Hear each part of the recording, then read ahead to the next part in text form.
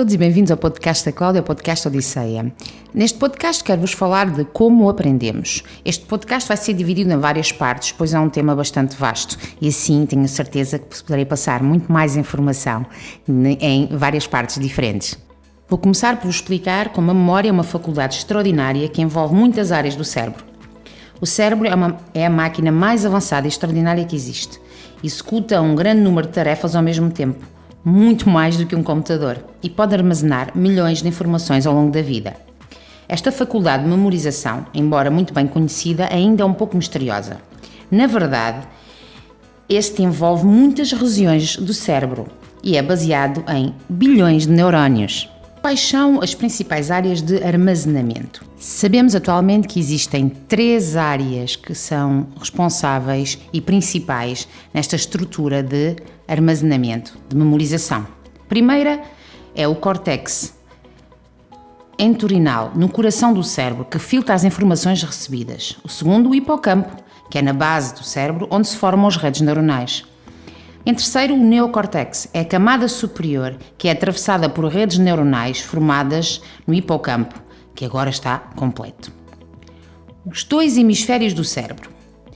Cada memória corresponde a uma rede neuronal única e sempre que é lembrada, essa rede é ativada, bem como as áreas do cérebro envolvidas quando tivemos essa experiência de aprendizagem que nos dá a memória. Por exemplo, quando você se lembra do primeiro dia de aulas, você sente a mesma emoção que sentia naquele dia, ou seja, a sua rede neuronal muda com cada solicitação. Novos detalhes aparecem, outros desaparecem. Na verdade, a memória se move consigo. Os cientistas descobriram as várias subtilezas da memória por meio de muitas e muitas experiências, mais ou menos bem-sucedidas, em pessoas com epilepsia, entre outras. Por exemplo, ao remover o hipocampo de uma pessoa, eles perceberam que as pessoas não poderiam mais formar novas memórias. Elas se lembravam de tudo antes daquela operação, mas não poderiam reter mais nenhuma informação depois dela. Outra descoberta importante é a do Dr. Gazinanga, na década de 1960. Este pesquisador destacou a necessidade de interação entre os 2 hemisférios do cérebro. O direito lida com as percepções, as sensações e as emoções, enquanto o esquerdo obedece à lógica, à linguagem e aos formulários. Nenhuma rede de memória pode-se formar ou mesmo ser totalmente ativa sem mobilizar os 2 hemisférios. Por exemplo, se o hemisfério esquerdo deixar de responder, será impossível nomear qualquer coisa, mesmo que visivelmente ela seja reconhecida ou nós sabemos o que é. A partir destes fundamentos da biologia do cérebro, agora espero que consiga melhor perceber quais são as melhores maneiras de aproveitar a sua capacidade de aprendizagem, baseado nestas redes neuronais. Porque para aprendermos bem, temos que saber esquecer também, para poder reaprender. Quase todos nós temos medo de esquecer, porque esquecer parece ser o oposto de memorizar, ainda que há imensos estudos científicos que têm demonstrado que é essencial para a aprendizagem saber esquecer. Hermann Ebbinghaus, pesquisador em psicofísica, é o primeiro a se interessar pela forma cujo o cérebro esquece. Em 1885, ele testou em si mesmo e assim estabeleceu uma lei que leva o seu nome, de acordo com o qual a memória diminui com o tempo.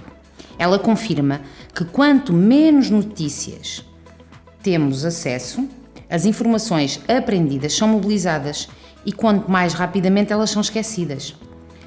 Claro que depois foi contestado por Philip Ballard em 1913. Este professor teve a ideia de testar as habilidades de alguns alunos que ele dizia mais ruins. A priori, ele pede que aprendam um poema e então submete durante os dias seguintes a testes de recitação. Surpreendentemente, os alunos lembram-se de mais e mais e mais da poesia com o tempo. As pesquisas sobre o assunto ficaram pendentes até à década de 1970, com Matthew Erdawi e Jeff Kleinbard, que demonstraram que as imagens são mais lembradas do que as palavras, dentro de elementos familiares.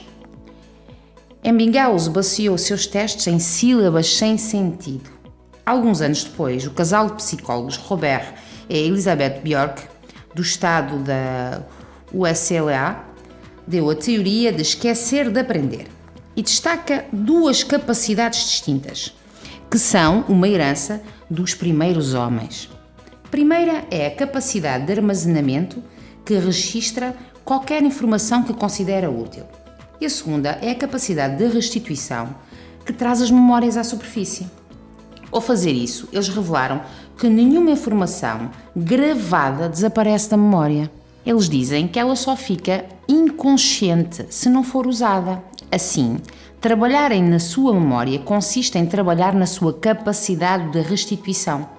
O esquecimento possibilita a adaptação à mudança de um hábito e a força da restituição possibilita redescobrir situações e costumes e hábitos que outrora já foi conhecido. E o que é que isto quer dizer na prática? Quer dizer que nós guardamos aquilo que consideramos útil. Nós aprendemos e memorizamos o que consideramos útil para a nossa sobrevivência. E também, ou não nos lembrarmos de todas as informações e estímulos que temos, damos possibilidade a que, se nós utilizarmos essas novas aprendizagens à repetição, vão ficar gravadas na nossa memória a longo prazo.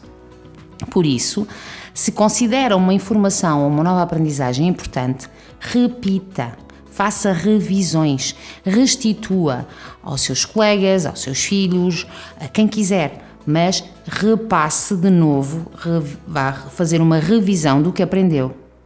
E como é que o espaçamento das suas sessões de trabalho permita que você desenvolva uma melhor capacidade de restituição? É um princípio que é bastante recente e é pouco conhecido ainda na ciência da aprendizagem.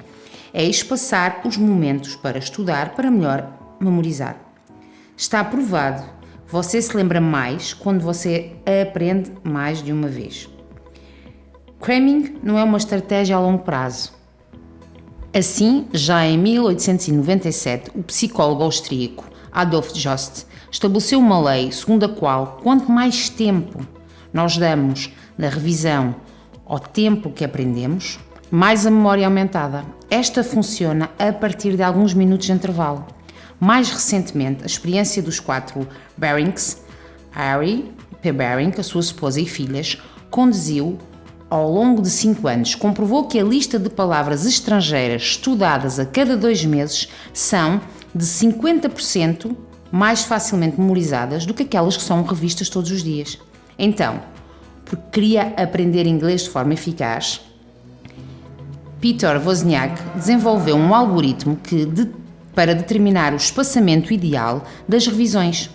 No dia seguinte, depois de uma semana, um mês depois. Este é exatamente o tempo que leva para manter sua capacidade de restituição com um mínimo de sessões. Este algoritmo também deu à luz um software chamado SuperMemo. Como é que podemos explicar que essas pausas tão longas na revisão podem, em última análise, ajudar na memorização? Há vários motivos plausíveis, mesmo se ainda não puderam todos ser comprovados cientificamente. Primeiro, é a perda de atenção ligada à repetitividade. Ou seja, vamos evitar de ter esta perda de atenção, de estarmos sempre a repetir todos os dias. Segundo, a sessão seguinte funciona como um estímulo para a nossa capacidade de restituição. E terceiro, espaçar as sessões no tempo multiplica o número de alimentos associados. Nós estamos constantemente a voltar à informação principal. Retomar uma aula muito tempo depois torna mais fácil identificar as informações que são problemáticas e, portanto, concentrar mais a sua atenção nelas. E espaçar as suas revisões é, em qualquer caso, eficaz para testar a sua memória desde o início, desde a primeira lição. O intervalo de espaçamento ideal entre as sessões depende do tempo disponível até ao exame, por exemplo.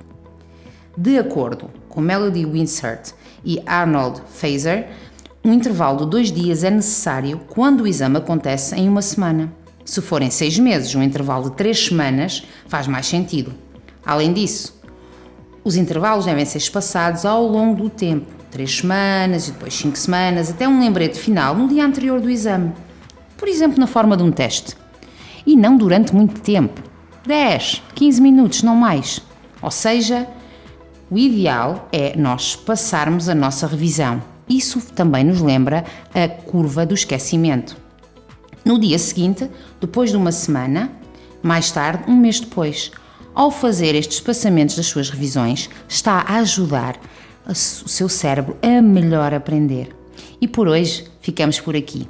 Em breve vou falar na segunda parte de como aprendemos e dar-vos mais dicas, mais ferramentas para aprender melhor.